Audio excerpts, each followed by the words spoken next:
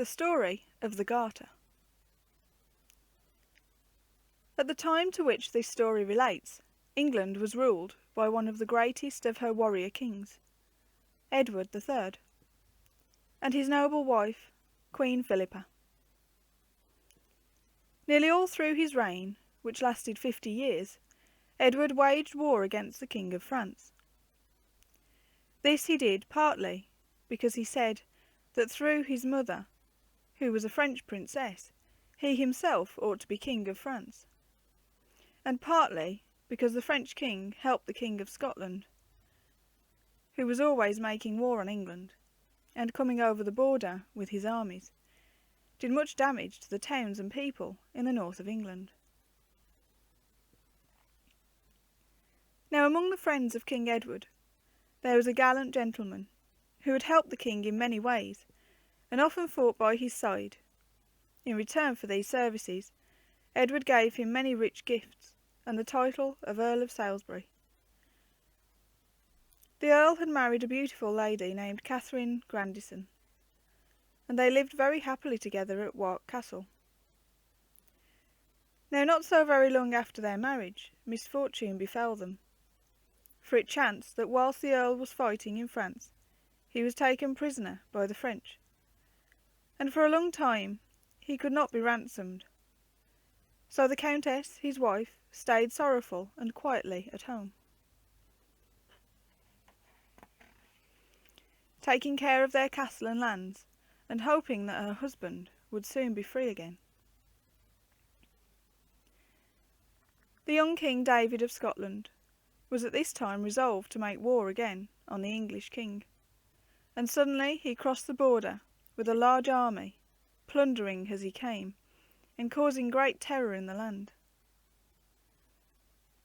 He came even as far as Durham, with its old castle and great beautiful church, and when the townsfolk saw their enemy drawing near, they sent hasty messages to King Edward to ask for help. When the king heard the sad tidings, he gathered his army swiftly together and hurried northward to aid his people, but he came too late to save Durham from being pillaged by the invaders. When the king's army approached, the Scots began to retreat, and as they went they besieged the castle of Wark, where lived the fair Countess of Salisbury. The brave Countess and her servants defended the castle stoutly, but being in sore need of help, she sent her husband's nephew to crave the king's assistance. He left the castle secretly on a dark and rainy night, and on his way met 2 Scots driving some oxen, which they had captured from a poor farmer. He slew the oxen and wounded the men, bidding them tell their king that he had passed through the Scottish army and had gone to seek help from the King of England. When this defiant message was brought to King David by his wounded men, the Scottish warriors refused to delay longer before the castle, and insisted on a hasty retreat across the border. So when the next day King Edward and his army rode up to the castle, they found their enemies had fled, and the Countess was safe. The castle gates were thrown wide open, and there, on the threshold in her richest robes, the Countess knelt in homage to her royal master. The charm of the fair Catherine, and the gentle dignity with which she received her king, pleased him so greatly that, forgetful of his own noble queen, he fell in love with the Countess. She, however, had no thought for anyone save her imprisoned husband, and when the king made his admiration known to her,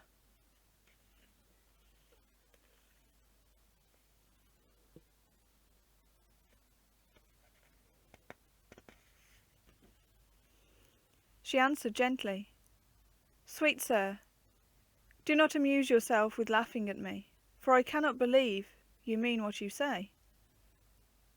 The following day the king took his leave of the Countess, and vowed that the memory of her beauty and courage and devotion to her absent husband should never fade from his mind. Now, not long after, there was a truce with France, and French prisoners were exchanged for English ones. And amongst those, the Earl of Salisbury came back again. Joyfully was he welcomed by his faithful wife, and soon after his homecoming he received from the king a summons to a grand tournament, which was to be held in London, whither the king had invited knights from many lands. The king desired most earnestly that the countess should accompany her husband, and Catherine obeyed the royal command. But we are told by a chronicler of the time that the ladies and damsels were most superbly dressed and ornamented according to their different degrees, except the Countess of Salisbury, who came thither in as plain attire as possible, for she was not willing that the king should give up too much time to admire her. Besides the tournament itself, where gallants jousted one with another, there were splendid entertainments and gay doings at Edward's court, and amongst them a dance wherein many nobles and ladies of high degree took part. The Countess of Salisbury, clad in velvet and ermine, was one of the fairest of the ladies present. During a pause in the dances, a garter of blue silk ribbon was seen lying on the marble floor of the great hall. The nobles began to smile, and the ladies to whisper and laugh, one with another. King Edward looked round to see the reason for this merriment, and there before him stood the fair Countess of Salisbury, crimson with confusion and shame. The gallant king at once came to her rescue.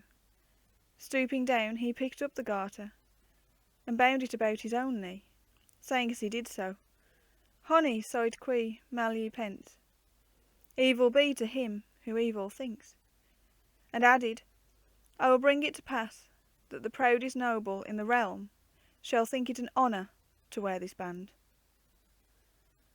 King Edward, who was himself a doughty fighter, was fond of hearing the romances of chivalry, the stories which minstrels sang and chroniclers wrote of splendid deeds of arms in times gone past, and of knights who loyally served fair ladies and strove by valour to win and keep their favour. He knew too of the companies or orders of knights which had been founded by kings and princes, and most of all he remembered the famous Brotherhood of the Round Table, which tradition said King Arthur had founded long centuries before to fight against the heathen invaders of England, to set an example of pure and noble lives, and to ride abroad redressing human wrongs. Often the king had thought that he himself might be the founder of such an order, and now the thought came back into his mind, and this time his resolution was taken. You will like to read Tennyson's noble words.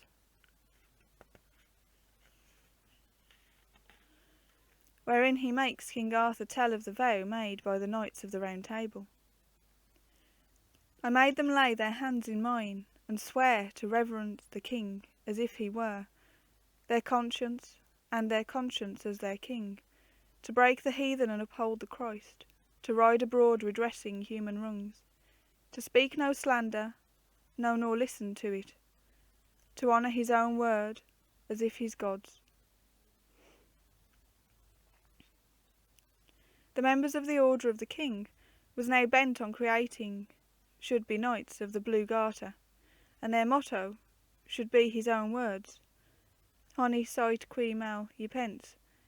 He recalled how another famous English king, Richard of the Lionheart, when fighting in the Holy Lands against the Saracens, had bidden his chief knights wear a leathern garter as a badge at the fierce siege of Arques. As the patron saint of the order, the king chose St. George, trampling the dragon, the symbol of evil, beneath his horse's feet. And for the home of the order, he rebuilt that beautiful chapel of St. George, which you may still see at Windsor Castle. Though he had firmly determined to found the Order of the Garter, it was not until 3 years later that what is called the first chapter of the order was held. By that time Edward had led a great expedition into France. He had utterly defeated the French at the famous Battle of Crécy, and his army had returned to England laden with the rich spoil. The king lived in great luxury in a splendid court. The nobles and knights were rich as well, and loved tournaments, feasting, and fine clothes for themselves and their wives. And so the first chapter of the Garter was held with great pomp and magnificence on the day of St. George, the patron saint of England and the order. Queen Philippa entered the chapel, followed by a train of 300 noble ladies, all clad in the blue velvet mantle and crimson kirtle of the order.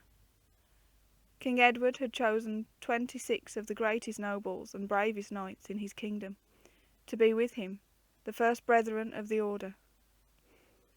One by one, before the monarch seated on the throne, with the Queen at his side, came the knights to take the oath and receive from the royal hands the insignia of the order.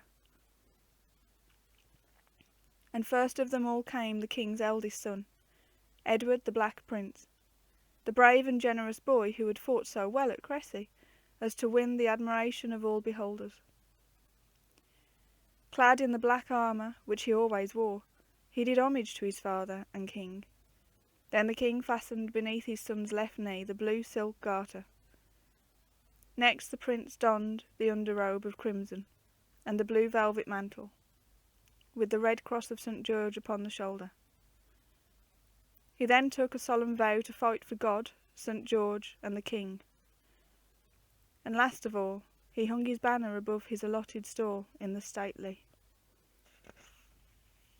chapel. Each of the other knights did the same in turn, and amongst them was the king's friend, the Earl of Salisbury, whose wife was one of the ladies attending on Queen Philippa. Then the great day ended with banqueting and festivity.